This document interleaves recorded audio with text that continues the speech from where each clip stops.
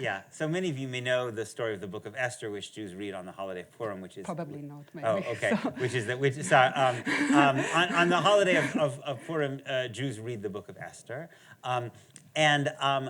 The Book of Esther is the story of the Jews of Persia, and this figure emerges underneath the king, whose name is Haman, and he wants to kill the Jews, and then Esther, the heroine, who is the queen, through a series of kind of daring maneuvers, in conjunction with her uncle Mordecai, who's the leader of the Jewish community, managed to turn the king against Haman and save the Jews. And certainly in American Jewish communities, in mainstream American Jewish communities, that is really the way the story is told. And so this is why you have this joke that exists in Jewish spaces, that every Jewish holiday has the same plot. They tried to kill us, we survived, let's eat, right? As if this is what these stories are all about, right? People think about Passover, they think about Hanukkah, they think about Purim as in this narrative, right?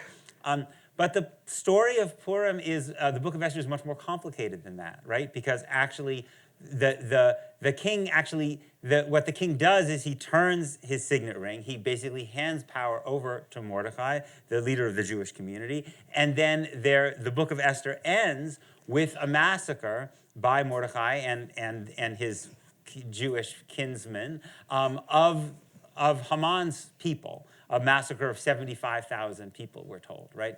And this is actually the origins of the celebration of Purim, right? It's not just the Jewish survival, it's also this act of violence, of Jewish violence.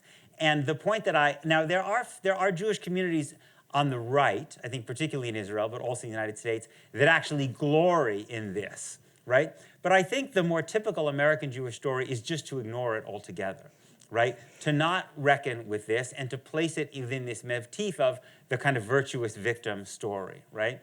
Which is also the way I think that people narrate the story of Hanukkah, right? Which is you learn as a Jewish kid that the Syrian Greeks and the Emperor Antiochus would not let the Jews practice their religion, but these valiant Maccabee family, they rose up and they restored Jewish sovereignty and they rededicated the temple, and then that's the end of the story, right? But in fact, the Maccabees become the Hasmonean dynasty, right? It's actually a very oppressive set of rulers. The Talmud is actually very negative about Hanukkah, kind of because of their understanding of what the Hasmoneans did. And my point is that we tend to cut off these stories in our sacred texts at precisely the point that they might help us reckon with the Jewish capacity to be victimizers as opposed to be victims, right?